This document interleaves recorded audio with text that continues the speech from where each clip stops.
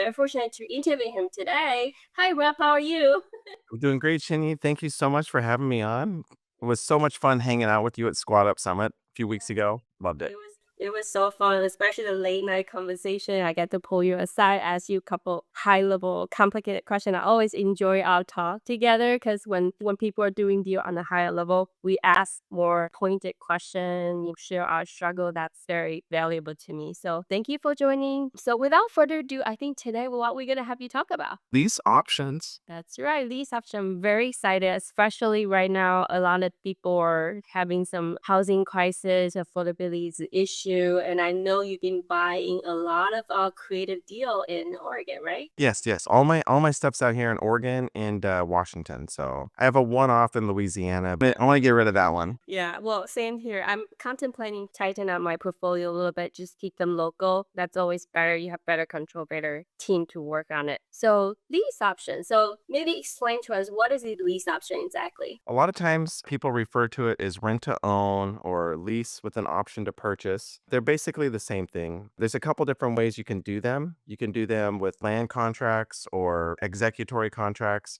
or just a straight up lease agreement and then an option agreement. So I'm leaning more towards the option agreements. So the ones I'm doing, I'm having my tenant sign a lease, like a standard Oregon lease or a Washington lease. So it'd be whatever state you're in. Use the state forms for a standard lease, and then you'd couple that with a option contract. And then the option contract gives the tenant buyer or the rent to own buyer the ability to purchase the property at a future date, future price. And usually there's a bunch of different other important things that are in the option agreement, that they have to fulfill and like your obligations and their obligations. But at the end of the day, it gives people a way to have home ownership without a traditional means. And it's so great for them because a lot of families either have bad credit or they don't have the down payment, but they have the house that they would, it's in the neighborhood that they would love to purchase. So it's really, really great for families like that.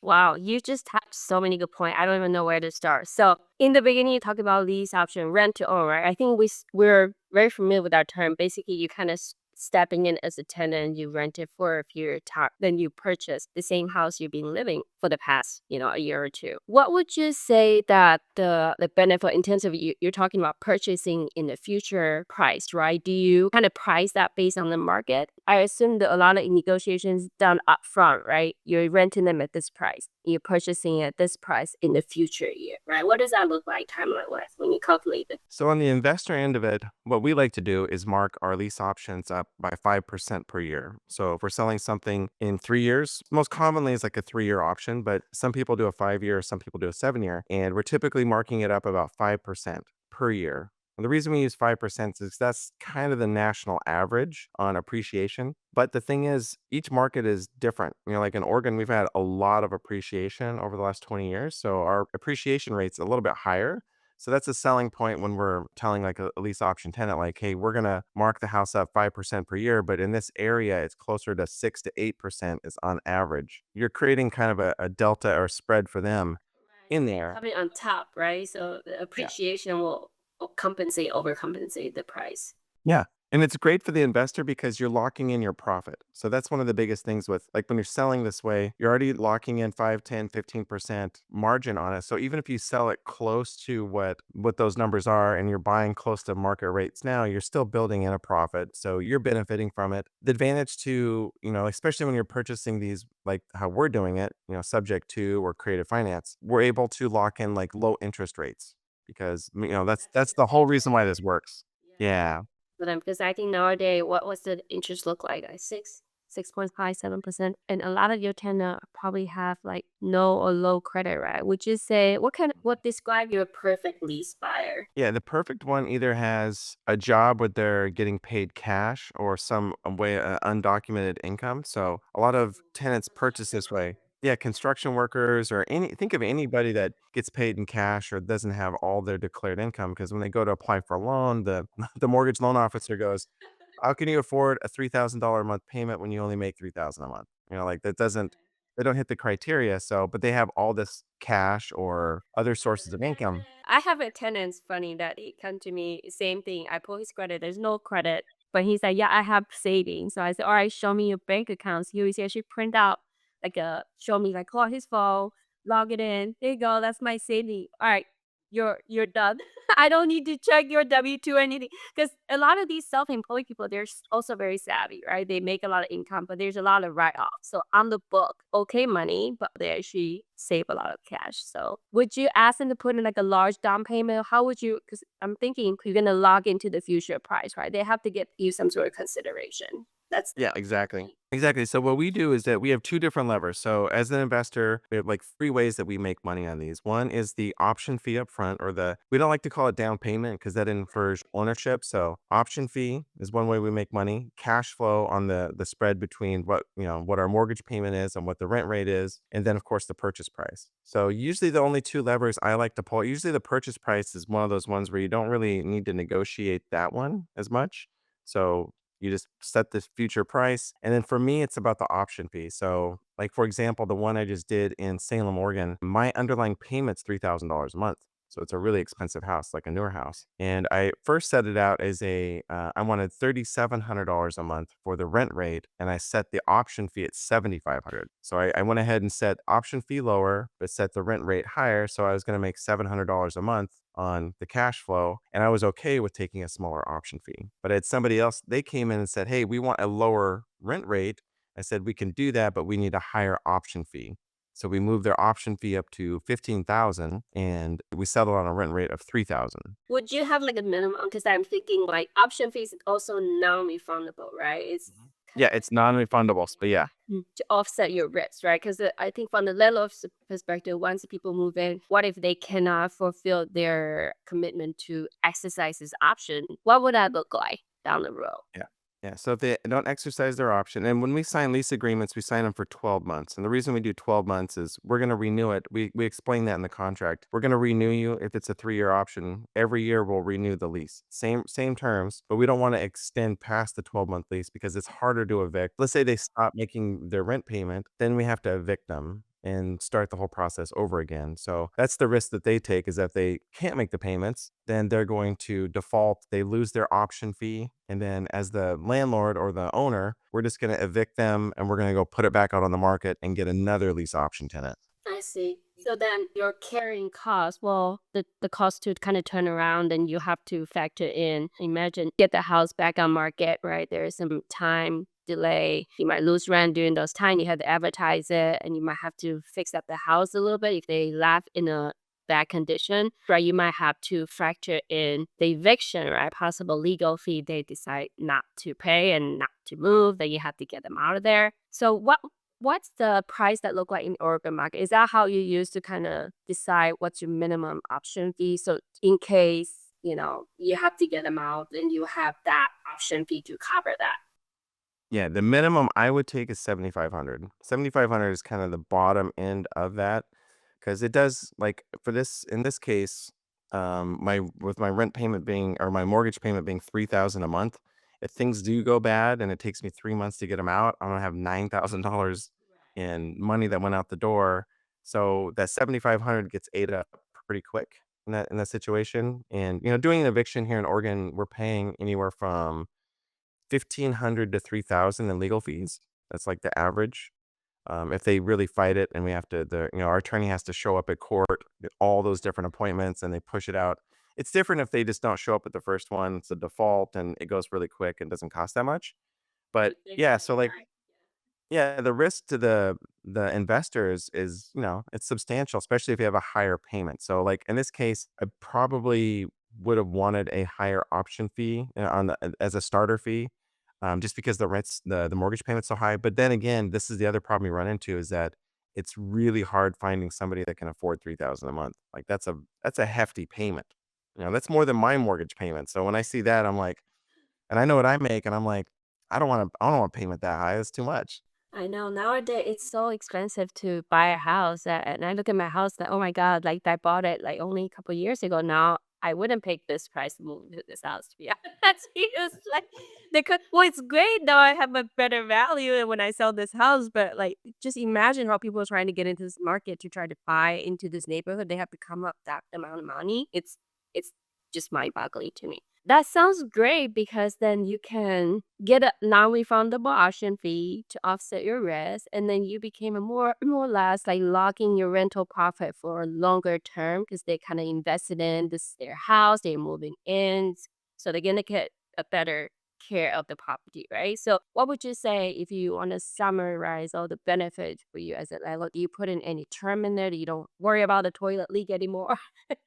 I imagine you have some term that you put in the lease that kind of set make it a little bit less maintenance for you as a landlord. Oh, yes. Now, this is the best part. This is why lease options are amazing, is that you actually have to have the conversation with them and explain that you are now a buyer of this property, so we need you to treat it like it's your own property in every which way form. And then I let them know, I say, I like you, but I don't want you calling for any reasons. I just want the payments to be made on time.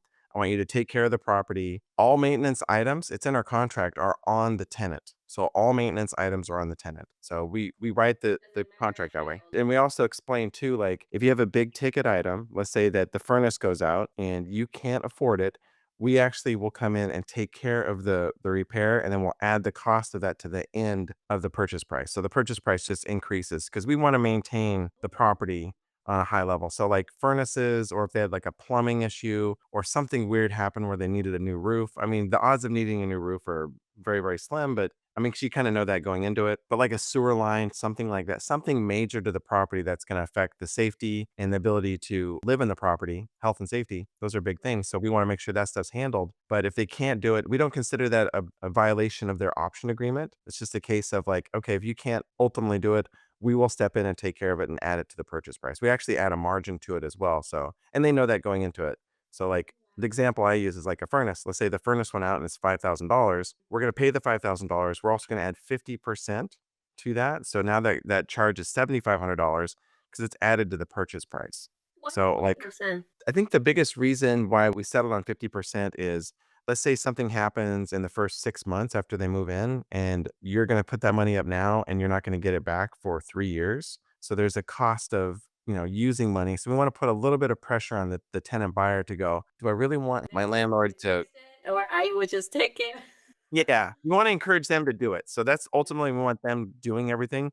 And I've noticed even with my other one I just did, it was so cool because at the signing table, when we're signing all the paperwork, the property does need some additional fencing. And my tenant buyer, as we're signing paperwork, goes, "Are you okay with us putting in the fence?" We And I can, said, yes. "Absolutely, because 'cause they're improving my property." So I'm like, "Yes, absolutely." So then you'll probably have to put into lease any sort of modification or fixture that attached to the house, then became the house in the event they wanted to move out, that is still they can take it out, right? They can just Exactly. And we also put an agreement too. We want them to know, like, you have to have this conversation. You have to tell them, hey, if you want to do any remodeling or any changes or anything, you have to get written approval first. Well, I have friends that they sold a house on lease option, then they come back and they took the living room and added walls and made changes. Yeah, you don't want any of that kind of stuff going on. So you want to make sure that they know that up front that they can't do that. yeah, they affect that will affect the value, obviously. Sometimes they do some unpermitted work that can Mhm. definitely affect the value, sometimes safety. Do you go in to check on them once you lease option to them? Do you do some sort of regular walkthrough just to make sure it's still in the tip top shape? I think you should do that. Now, do I do that? No, but I think that that is a really smart move. I probably will at like the 12-month mark, just kind of let's do a check in, how things are going. Yeah, because I want to make sure that, everything's good with the property. But honestly, if you're screening people on the front end, you're getting this type of tenant buyer or tenant is really high level. It's not like the typical regular tenant. You can tell there's a difference when you're interviewing them because they're coming in at it wanting home ownership. Obviously circumstances and things can happen in people's lives to where that, can disrupt that, but they're going in that with good intent. Let's talk about screening, right? Obviously, finding the right tenant buyer is very important. That decrease your stress level, make sure they can perform. What are the can you give us a few key questions? How would you vet them? All right. So for me, it's all about the option fee. The option fee is definitely the filter because someone's willing to come in with a higher fee. The ones you really have to watch out for are the people that want, hey, I only have $2,500. Your risk level on that is much, much higher. So the lower the amount of money they bring to the table, way higher risk. Someone with at least $7,500 is less risk, but definitely someone with 20,000. We had multiple people approach us with $20,000. That's my first criteria. The second criteria is, can you afford the property? I do want to see documentation on wages because I feel like I'm setting them up to fail if, let's say, their income is 3,000 and the rent's, the lease fee is 3,000. Like, how is that even going to work? So that's why I tell them I want to see 3 times the rent, and then I want to see a big option fee. So I don't care about credit. I don't care about any other, circumstances. Those are seriously the two most important. So 3 times the rent. So are you looking for that? Just keep it math simple. If you're renting for $2,000 a month, would you like to see their income making at least 6,000 a month then? Yep, That's gross exactly. or after tax? Gross. We want gross Oh, gross income. Yeah. okay, so that's very easy to calculate then, especially if they're taking cash in and out, they know how much money they make. Would you ever come into a situation that you ask them provide those information, they say, well, I don't have a bank account, everything's cash. Then what then? Oh, this is where it gets in the gray area because you're going to want to ask them, like, okay, so if you're making X amount, because for example, I had a landscape guy that wanted to buy it. And I just interviewed him about what he was, his purchases. Like, can you send me some bank statements? Because they're depositing this money, they're putting it somewhere, or they're having showing receipts or something. So there's a way you can kind of vet that out. But yeah, that's definitely a scary, more risk when there's no doctor. Yeah, yeah. Just That's where you offset it. Honestly, it's just go with a higher option fee. right. Okay. Right. So you don't want to run their credit, you don't run their background, just mostly just income. Make sure they have ability to pay. Yeah, Right. yeah. Have you ever used RMLO? Because I know people are talking about that. Just a lot of time when you try to put people in buying as a lease action. So RMLO is a residential mortgage loan originator. Mhm. So do you ever work with them? Sounds like you did vetting yourself, right? You do this in house. Yeah, so I've not used our RMLO because, well, we've gone through the process a couple times, but they didn't qualify. But those are for more for wrap buyers. So a buyer that you're actually going to transfer title. So all the ones we're doing, we're not transferring title. If we want to transfer title, we're definitely going to go through our RMLO to have them vet them. I've heard mixed things about that. I have some friends that don't use them at all. They just use executory contracts. So they're not transferring title. Title will transfer after they fulfill the contract. Yeah, that's the biggest difference between the two. And you're mitigating a lot of risk by not transferring title. Once you transfer title, then you have to go through a foreclosure process. It's just different, and it's a little bit scarier, I would say. And, like for me, that's why I don't want to transfer title if I don't have to. I would rather go lease option into executory contract. Like I feel really comfortable with that. Some of the people, that's part of the pitch too, because some of the folks you're going to sell to on lease option, they're not able to go get a traditional mortgage even after the 3-year period. There's some mortgage loan officers that will do like I-10s Yeah, and self-employed. I yeah, did that. self-employed. And the interest rates on those are really high, like between 9 and 12%. So those are the ideal buyers because you can lease it to them for like 3 years. And then if they can't go get a traditional mortgage and you actually want to execute and, sell the property at this point, you could actually carry the note for them and charge them a higher interest rate and do an executory contract. So where title's not transferring, but it's kind of the same thing. Ooh, I like that. Because basically, you kind of further mitigate your risk. Like you give them an option to purchase, but in the end of the option period, they could either extend the option if you want them to. That would be additional option fee, right? But if not, then you then turn into exactly the contract instead of transferring the. Ooh, that is so cool. Yeah, Yeah, you can just roll them straight into an executory contract. Now, the cool thing about that is that now you're charging, an interest rate. You're moving it more towards a traditional mortgage. So you have some of your cash flow is going to go up by quite a bit. But like, I wouldn't feel comfortable even doing that unless that's the great thing about the lease option period is that you have 3 years to see if they're going to be a good tenant buyer or not. And if they're good and they pay you on time for 3 years, the chances of them defaulting after that are very, very low. So I would happily do an executory contract with them at that point. okay, so you might just bump up the interest rate a little bit based on the market then, right? And Yeah. then try to be fair so that they can stay. Okay. Well, that is so cool. Yeah. I was thinking about it the other day because I have a couple of houses that's outside of Maryland. It has become more demanding my attention. So I was thinking about turning that into a lease option or executive contract. So this topic's so like timely for me. So thank you so much for sharing all that. Well, can you give us a maybe explanation like contract wise, right? I know we do have to have one purchase contract. And that purchase contract will lock into the future price and all that. And then you have the option contract. Is that the separate and then you have the lease, or the option is part of the purchasing contract? So you can have just the lease agreement, so just your state-specific lease agreement. You want that separate from the option contract. Then you just have a straight up option contract that has all the terms of the purchase. It just gives them the ability to exercise that in whatever timelines outlined in the contract. Then you would turn it into a purchase contract. So Right. you wouldn't. And they're ready to purchase. It's Yeah. at the end of the option. Okay. So then lease contract and option contract, you still open escrow with the title company and just No, sign this those is two. all private agreement. So yeah. And then we put in ours to where we don't want it recorded. So what could happen? Oh, okay. So I'll give you both sides of it. So if I'm purchasing something from a investor or somebody, I want to record my option contract against the property. And the reason The is tenant. that yeah, it's scary because like what could happen is, your seller could get liens on it. They could have judgments. Their life could go south and they could have all kinds of problems and you don't own the property. So they could put, like that could go really, really bad. But as the owner of a property, you really don't want to, for example, record their option contract. Let's say that you want to refinance the property because it's your property. If you record that option contract, then you're going to have, they're clouding the title and they're going to have to sign off on it or subordinate. You have to go to them for any such thing. So just avoid that whole process. Don't record anything against your property, but have an agreement, but just be a decent human. See, this is where being a decent human comes in is you're giving someone the ability to